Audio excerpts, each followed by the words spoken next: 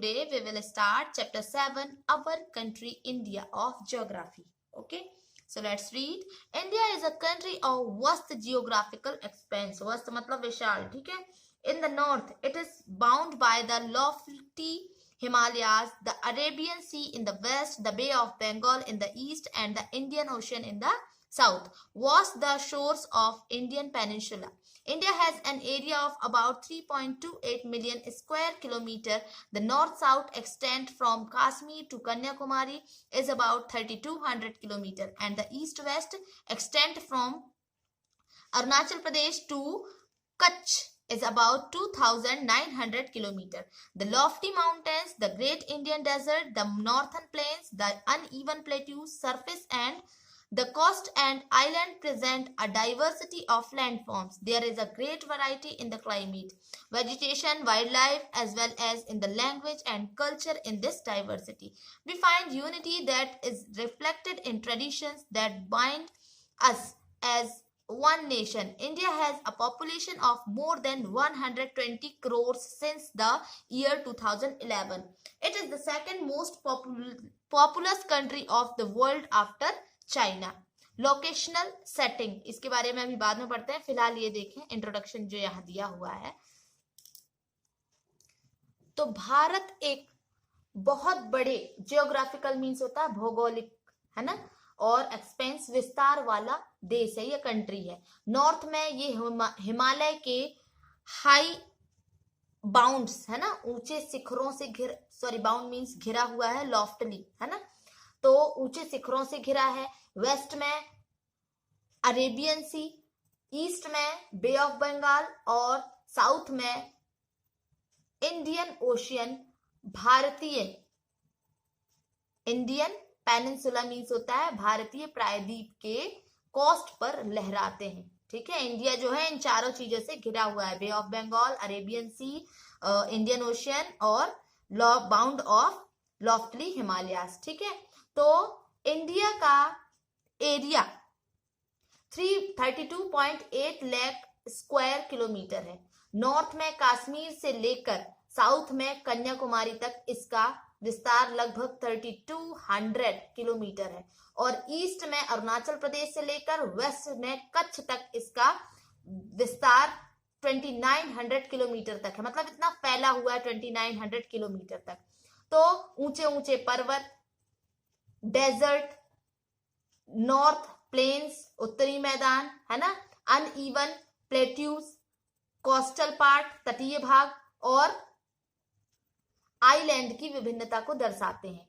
यहां जलवायु, वनस्पति मीन्स क्लाइमेट, वेजिटेशन और डाइवर्सिटी, वन्य जीवों के साथ साथ लैंग्वेज और कल्चर में भी बहुत डिफरेंस है.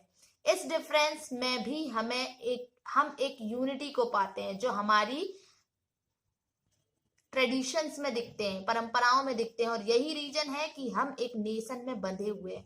तो ईयर 2011 से अब तक भारत की पॉपुलेशन 120 करोड़ से ज्यादा हो चुकी है. ये चीन के बाद वर्ल्ड का सेकंड सबसे ज्यादा पॉपुलेशन वाला कंट्री है. ठीक है, अभी लोकेशनल सेटिंग मीन्स स्थिति, है ना, तो इंडिया नॉर्थर्न हेमिस्फीयर में स्थित है.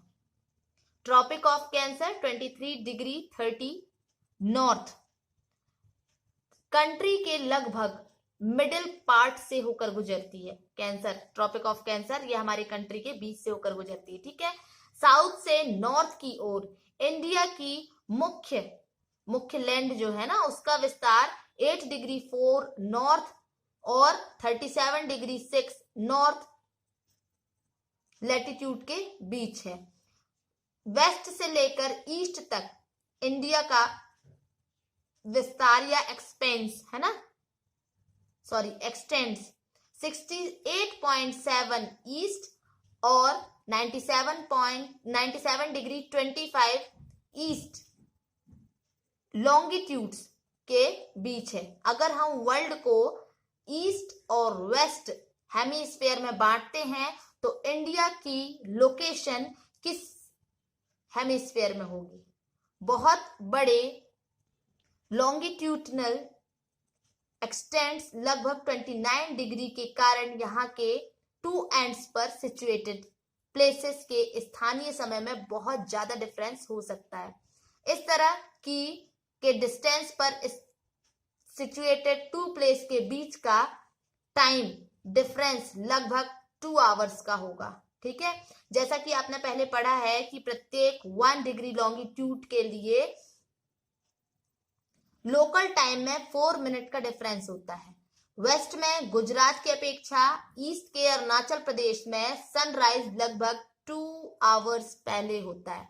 आप पहले पढ़ चुके हैं कि 82 डिग्री 30 ईस्ट लॉन्गिट्यूड के लोकल टाइम को इंडिया का या इंडियन स्टैंडर्ड टाइम क्यों माना गया है। इस मेरिडियन को स्टैंडर्ड मेरिडियन ऑफ इंडिया भी कहा जाता है। ठीक है, नाउ इंडिया के नेबरिंग कंट्रीज देखें, इंडियाज नेबर्स। तो ये तो आप जानते हैं इंडिया के नेबर्स कौन कौन से। ये इंडिया के नेबर्स देख सकते हैं आप, ये चाइना, नेपाल, भूटान, ये है बांग्लादेश, यहाँ पर ये है पाकिस्तान, यहाँ अफगानिस्तान है। ओके, ये है म्यांमार। ये इतने हैं टोटल 1 2 3 4 5 6 7 है। ठीक है, और एक साइड देख सकते हैं ये अरेबियन सी है, इस तरफ बे ऑफ बंगाल है और नीचे जो है वो इंडियन ओशियन है। ओके, और यहाँ का इंडिया का पॉलिटिकल मैप दिया हुआ है। तो मैप में ये ध्यान रखेंगे कि जो ऊपर का पार्ट होता है वो नॉर्थ होता है, ये नीचे का साउथ, और ये ईस्ट, और यहाँ ये वेस्ट। ठीक है, तो यहाँ पर नेबरिंग कंट्रीज के साथ साथ इंडिया के स्टेट्स भी दिए हुए हैं, तो ये आप अच्छे से देखेंगे। ओके, और स्टेट्स के साथ साथ यहाँ पर इंटरनेशनल बाउंड्रीज, स्टेट बाउंड्रीज देख सकते हैं, ये स्टेट बाउंड्रीज है। ठीक है, हिमाचल प्रदेश जैसा इनमें शॉर्ट फॉर्म लिखा हुआ है। ठीक है, देखिए यहाँ पर। तो मैप को पढ़ने के लिए यहाँ नीचे कुछ चीजें भी दिए, डायरेक्शन या सिंबल्स दिए होते हैं। ठीक है, तो इसे जरूर देखें। और विथ स्केल भी यहाँ दी हुई होती है, क्योंकि पूरे स्टेट्स अपन मैप में नहीं बना सकते अगर एक्चुअल डिस्टेंस अगर हम वहां लिखेंगे। ठीक है, तो उन डिस्टेंसेस को यहाँ सेंटीमीटर में या यूनिट्स में डिवाइड किया जाता है, उसके अकॉर्डिंग ये मैप बनाया गया है। ठीक है, तो इसे आप ध्यान से देखेंगे। तो 7 कंट्रीज की लैंड बाउंड्रीज है ना, स्थलीय सीमाएं, इनकी बाउंड्रीज से जुड़ी हुई है, इंडिया की बाउंड्रीज से जुड़ी हुई है। यहाँ पर आप फिगर 7.1 में इन देशों का नाम देख सकते हैं और वो पता भी लगा सकते हैं। वैसे मैंने ये बता दिया है, तो अब वहां देखकर आपको ये पता करना है कि इनमें से कौन कौन सी कंट्रीज हैं जिनकी बाउंड्रीज सी से नहीं जुड़ी हुई हैं। ठीक है, या ओशियन से, है ना। सी मीन्स समुद्र और ओशियन मीन्स महासागर।